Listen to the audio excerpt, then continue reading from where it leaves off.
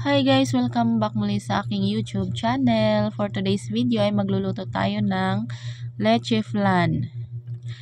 Napakadali lang nito gawin guys. Una naglagay lang ako ng 4 na itlog dito sa ating bowl.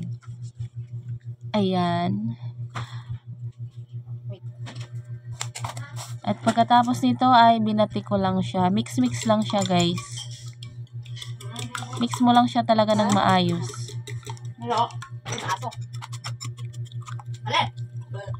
At pagkatapos salain lang natin to para siguradong wala siyang namumuong itlog.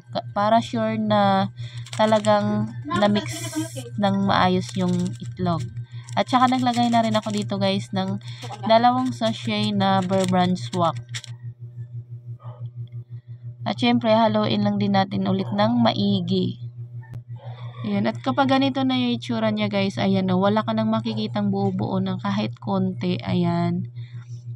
Ilagay na natin dito ang ating condensed milk.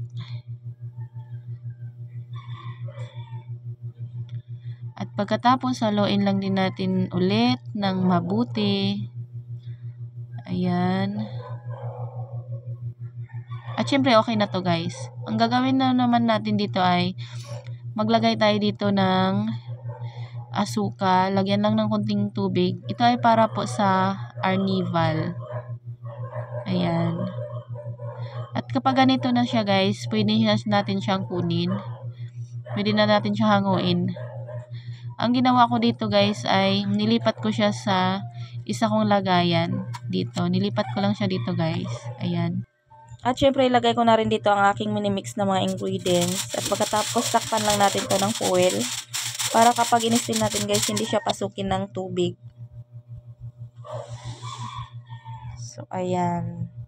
I-steam lang natin to siya guys ng 45 minutes para siguradong lutong-luto ang ating ginawang leche flan. So ayan, after 45 minutes, ito na po yung itsura niya guys. Ayan. At para makasure tayo na lutong-luto, natusukin lang natin to ng toothpick. At kapag wala na siyang sumasama dyan sa toothpick guys, ibig sabihin luto na yan siya. At padaanan lang natin ng toothpick yung gilid guys para mabilis siyang isalin mamaya sa plato. At pagkatapos nito guys ay ilipat lang natin siya sa plato. Napakadali lang nito guys. Lagyan mo lang ng plato yung ibabaw tapos itaob mo lang siya ng paganyan. O diba, napakadali lang. Hindi ko na tinanggal yung price ng lagayan guys. At syempre ayan na nga po. Napakalambot at napakasarap ng ating leche flan. Thanks for watching guys. Bye. Please like and subscribe.